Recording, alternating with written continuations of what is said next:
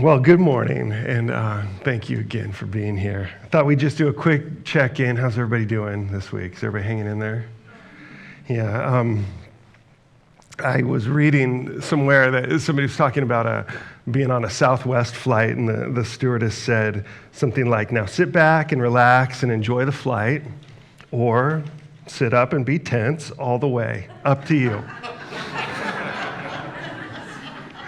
And, I'm feeling kind of that, right? Like where you go, we're in this moment, and circumstances are beyond us.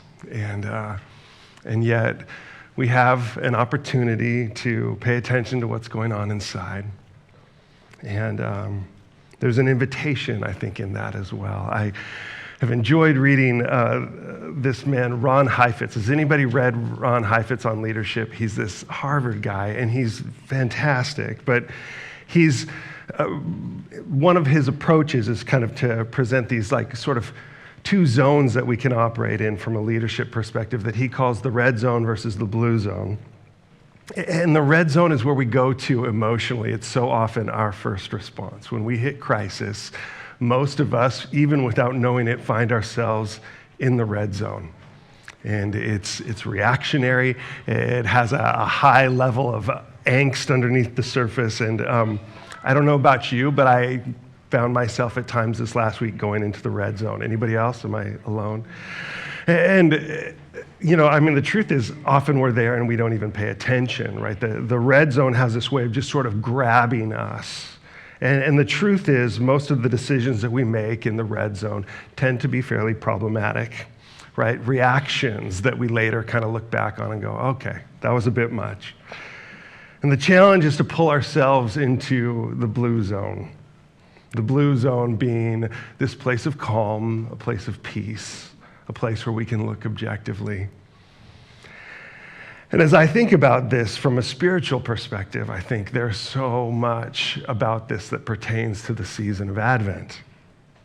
Advent is a time of pulling ourselves spiritually into the blue zone as we talk about themes of hope and of peace and of joy and of love. These are the places that we are called to dwell as we wait in anticipation for the second Advent, the second coming, as that word means in Latin. And that our life down here should be shaped by these themes, these realities. They should be, Jesus would say, the fruit that just comes naturally from us. And if we get our roots down and drink from the right source, this is what inevitably comes to the surface. I remember years ago reading Francis Schaeffer. Did anybody read Francis Schaeffer? Francis Schaeffer was one who really, he was kind of like an evangelist to intellectuals back in the day. He was very bright, paid attention to the themes of philosophy and the arts as they were affecting culture, and spoke quite often about having what he would call a biblical worldview. And what he's talking about there is sort of the lens, the way that we perceive the world, the way that we see reality. And I think what was so interesting about what Schaeffer was saying is he was getting us to reflect on something that oftentimes we don't pay attention to at all. It's like the water we swim in, right? You've heard that joke about the fish, and the guy says, hey boys, how's the water? And they're like, what's water? Right? The water, we so often, the way that we see the world is this thing that we're not even addressing and yet is affecting everything.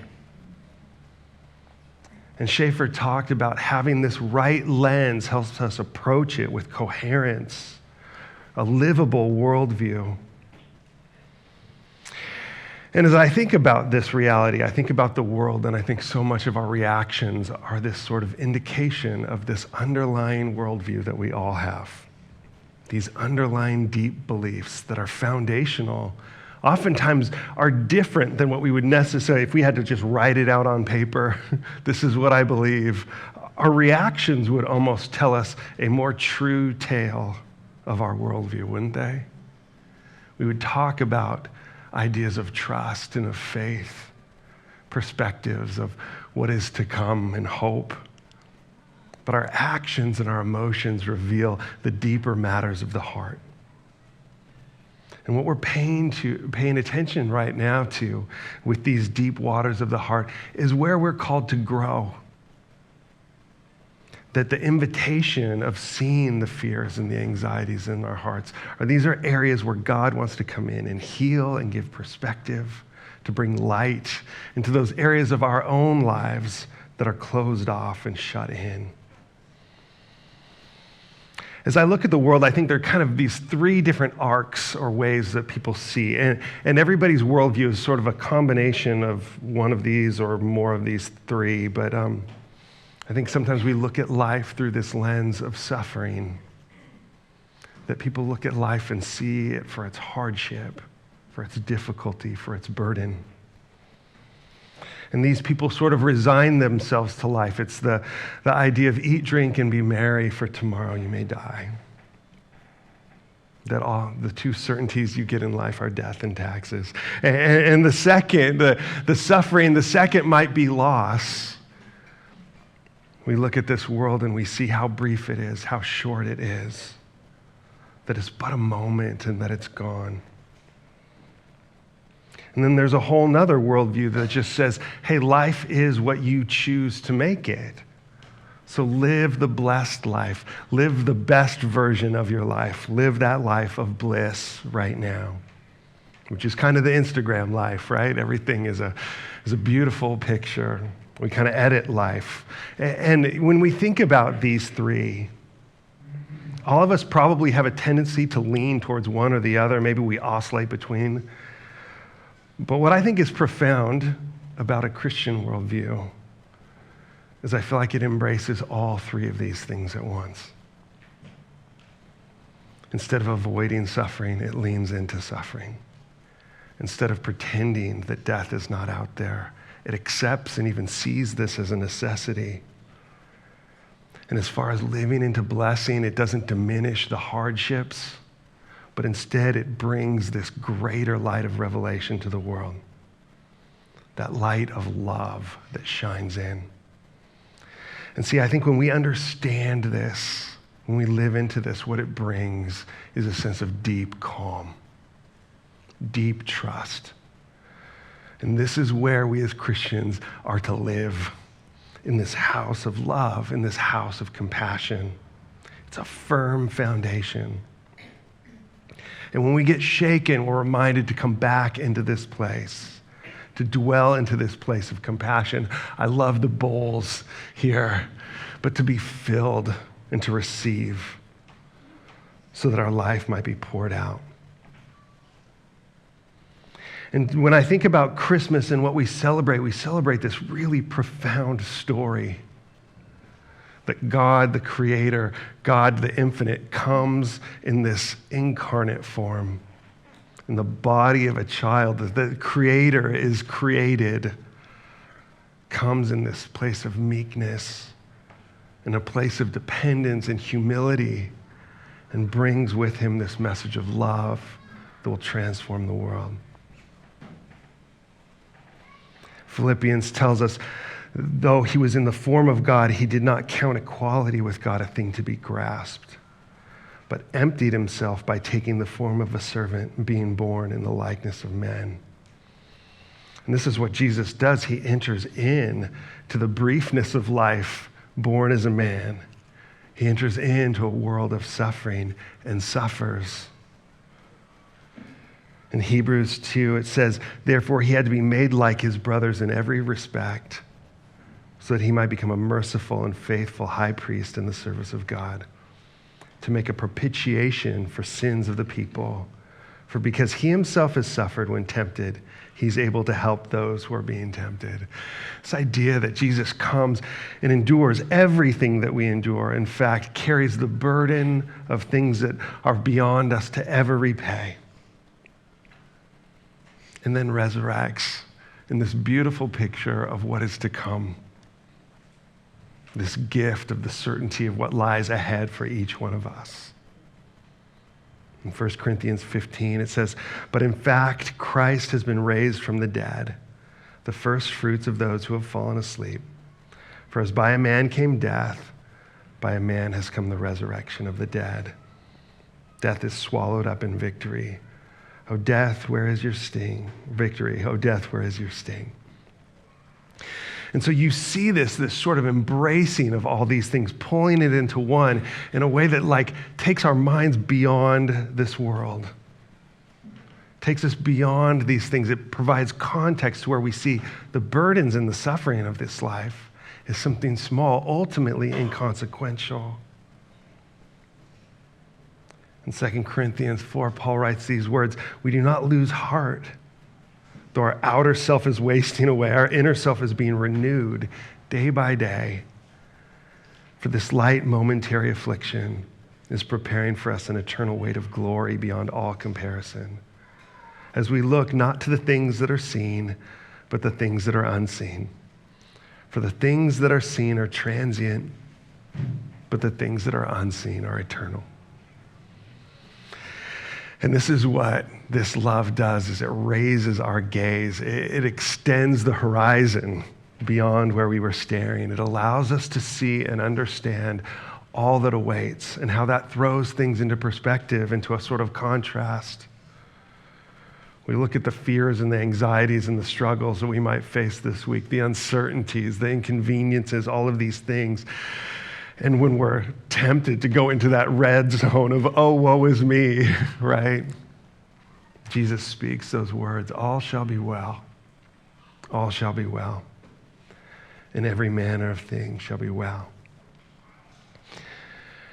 And I think when we come into that place, we're able to see clearly. That's the light that shines in the darkness. It's what illuminates the things around us that might otherwise overwhelm us. We see and we have that reassurance. But I think it goes, excuse me. It's COVID, I think. Just kidding. It's not. That light comes in. It illuminates, I think, that thing that we're starving for. Not just to have the truth, but something even deeper than that truth. But to have God's love. And I think ultimately in the end, that is the thing that we ache for beyond all else. That it doesn't just make sense of this world, but it speaks to the deepest desires of our hearts. To be known and to be loved.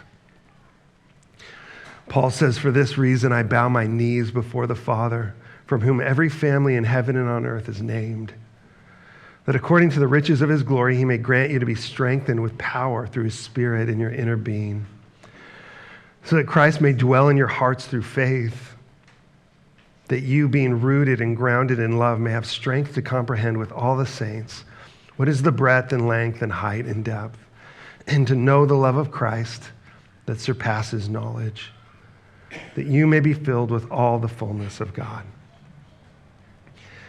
So that you would know this love.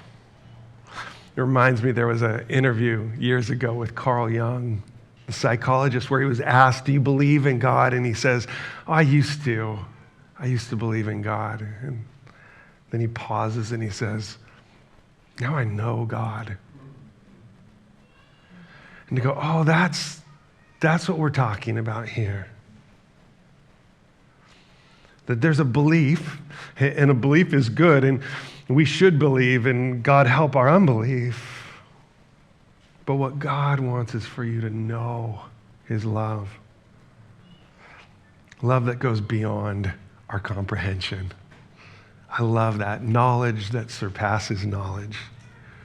It's that thing that you can't get your head around, right? That thing that doesn't quite make sense, but is.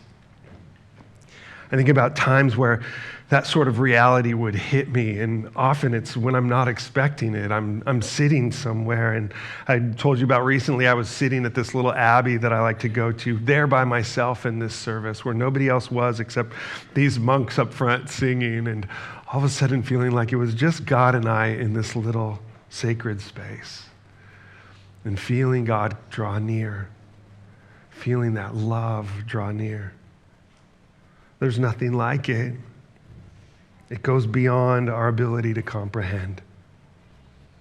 We see known, we feel known, seen, and understood.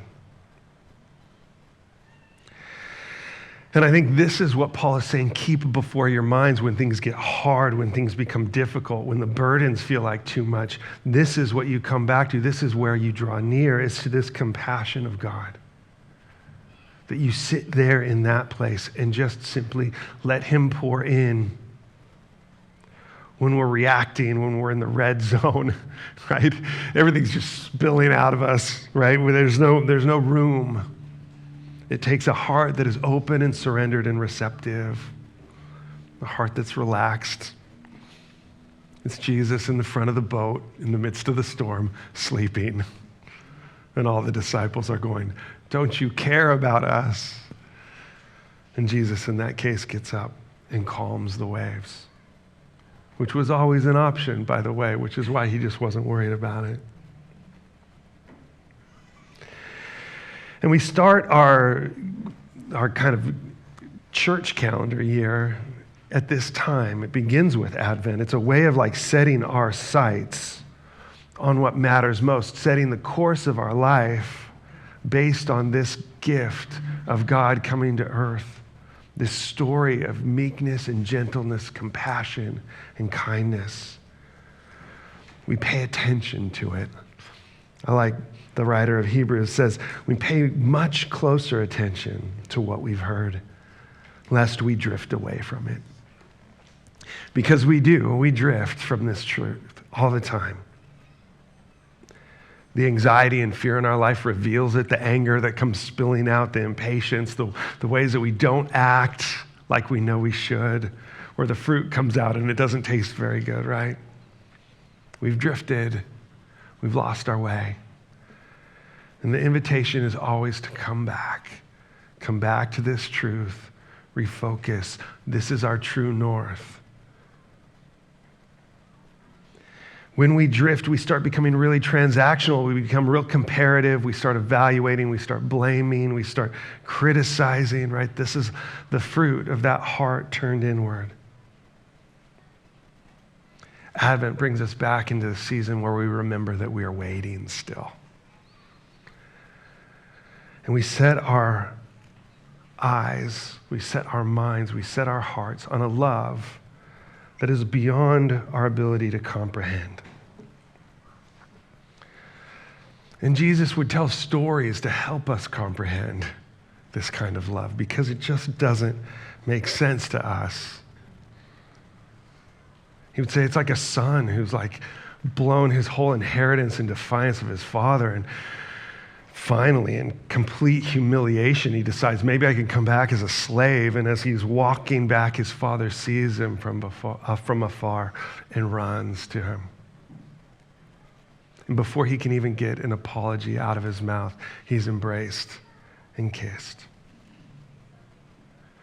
He tells a story of a vineyard owner who hires all these people throughout the day and then in the end just pays them all the same amount of money. And the guys at first that started are like, hey, what the heck? I worked the whole day. And Jesus is going, no, this is how God's love works. It just pays in abundance.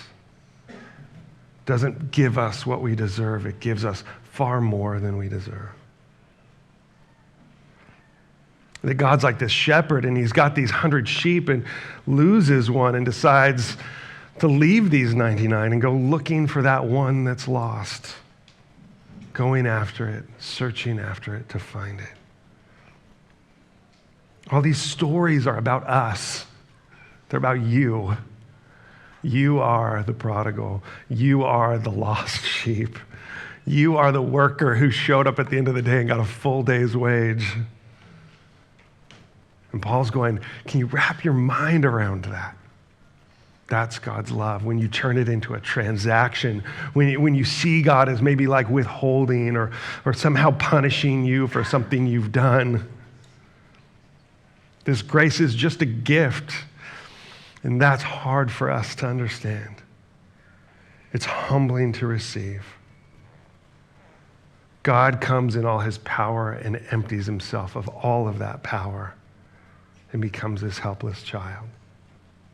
And then this carpenter's hands are pierced by nails. This is a king who rules by becoming a servant, who teaches us that greatness is humility, and to live we must die. I read this from one of my favorite guys right now. His name's Robert Capon, who's a priest and also a chef, which is a powerful combination, right? He actually writes like a cookbook that is like a spiritual cookbook. He says, trust him. And when you've done that, you're living the life of grace. No matter what happens to you in the course of that trusting, no matter how many waverings you may have, no matter how many suspicions you've bought a poke with no pig in it, no matter how much heaviness and sadness your lapses, vices, indispositions, and bratty whining may cause you, you believe simply that somebody else, by his death and resurrection, has made it all right. And you must say thank you and shut up. The whole slop, closet full of mildewed performances, which is all you have to offer, is simply your death. It is Jesus who is your life. If he refused to condemn you because your works were rotten, he certainly isn't going to flunk you because your faith isn't so hot. You can utterly fail, therefore, and still live the life of grace. You can fold up spiritually, morally, or intellectually and still be safe. Because at the very worst, all you can be is dead. And for him, who is the resurrection and the life, that just makes you his cup of tea. Don't you love that? He's a fantastic writer. Just makes you his cup of tea, this love that's like that big. I've heard somebody say, if God's love, if the gospel isn't too good to be true, then you haven't quite got it, right? Like, it should mess with us a little bit. This is a little foreshadowing of where we're going to go as we've been studying through 1 John. But in 1 John 3, he's been talking about this, the love of God, and then he just like bursts out and he says, see what kind of love the Father has given to us. In the King James, he says, behold, what manner of love the Father has given to us, that we should be called children of God. And so we are. The reason why the world does not know us is that it did not know him. Beloved, we are God's children now, and what we will be has not yet appeared. But we know that when he appears, we shall be like him, because we shall see him as he is.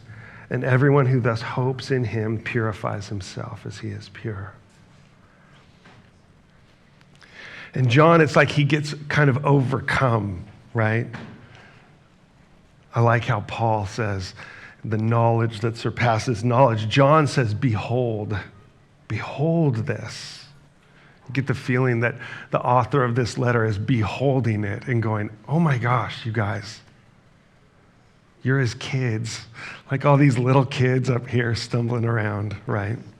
Like these little sweet girls going a little bit off key as they sing, which is probably each of us in our life. So embarrassed, right, that we didn't quite hit all the notes right. And you see God's heart just so full as he looks at you. Gosh, do you feel that? Nothing pulls us into the spiritual blue zone like this compassion and grace of God. In Matthew 7, Jesus says, if you know how to give good gifts to your children, how much more will your Father who is in heaven give good things to those who ask him? Behold, what manner of love. That word, what manner, it's an idiom in the Greek. There's like not a good translation for it. It's like if you wrote down it's raining cats and dogs and then tried to translate that into another language, nobody'd understand it. But this what manner, people struggle to translate this little phrase, but it means more probably literally like, where did this come from? Almost like saying, behold, what planet did this come from? Which to me is exactly right. Like this came from outside in. This isn't the kind of love that like boils up from our hearts. This is the kind of love that comes down like rain. And compassion, that word just quite literally means to be with you in suffering. Compassion is to be with someone in suffering. And when we look upon the love and compassion of Jesus, we see one who comes and is with us in this moment, here and now. As we are unsure, as we get afraid, as our faith and beliefs waver, Jesus comes in and shines that light of compassion. He's with us. He says these words, well, this is from Henry Nouwen: do not be afraid, do not be afraid, do not be afraid. The voice uttering these words sounds all through history as the voice of God's messengers, be they angels or saints. It's the voice that announces a whole new way of being, a being in the house of love, the house of the Lord. The house of love is not simply a place in the afterlife, a place in heaven beyond this world. Jesus offers us this house right in the midst of our anxious world. And to be able to receive that in, it's just simply a matter, like Jesus refers to this sort of door of our heart, and he's just saying, open it and I'll come in, right? It's just this yielding of our hearts saying, please. He wants to come in and dine in your hearts. He wants you to know him like he knows you. And we lose our way, so we stop and we pause at that door and we open it. Some of you may never have done that. And it's as simple as that, saying yes, saying come in. But when he does, he dwells, and that dwelling changes everything. You realize that this life is just the beginning of something. And that this becomes our hope. This is where we dwell. This compassion transforms this world into just one new chapter after another. And I read this week, and I thought, I'm going to read it for you. It's from Gregory Boyle, who has a ministry in L.A. where they basically do a rehab for ex-felons. And in fact, you can't get a job at his place unless you have a felony. But he's so good. It's called Homeboy Industries. But he writes this about the passing of his mother. And he says, a few years ago, I buried my 92-year-old mother. She died as we would all want to, in her own bed, in her own home, surrounded off and on by her 8 kids and many grandchildren. I'd buried my father some 22 years earlier. My mom was sharp till the last. In fact, in the last year of her life, she watched so much MSNBC, she'd become Rachel Maddow. And she was not a lick afraid of dying. Some 3 weeks before she died, she said to me, giddy and exhilarated, I've never done this before. It was something you'd say just before skydiving. In fact, the day before she died, I was alone with her, the rarest of things, and she was asleep. When her eyes opened and she saw me there, she scowled, oh, for crying out loud. And she closed her eyes. She was mad that she wasn't dead yet. Sorry. But the next day, my sisters went out to retrieve lunch, and I was alone with her again, sitting at the foot of the bed. At exactly noon, she opened her eyes, lifted her head some, let out a glorious, wondrous gasp, skydiving, and she left us. And no one in earshot of the sound would ever fear death again. And this is where we live. We live in this space in between these two Advents. We live with this reminder of God coming to earth, showing his love, pouring his love out on us, dying for us on the cross. And we too live in this world where there continues to be suffering, there continues to be strife, there continues to be death, and we shine this light of life into the world. We shine this hope into the darkness, and we persevere and we endure, and we do so with joy because Christ is with us and will come again. I have some questions for you to ponder as we close. And the first, I said, what are the things in my life that rob me of my peace? This is a question I've asked you before, and we'll ask you again. What things send me into the spiritual red zone? How do I respond? What am I afraid of? I think sometimes sitting with God in our weeds like that and just being really honest is one of the best things that we can do. God, I'm afraid of this. I'm afraid to trust you with this.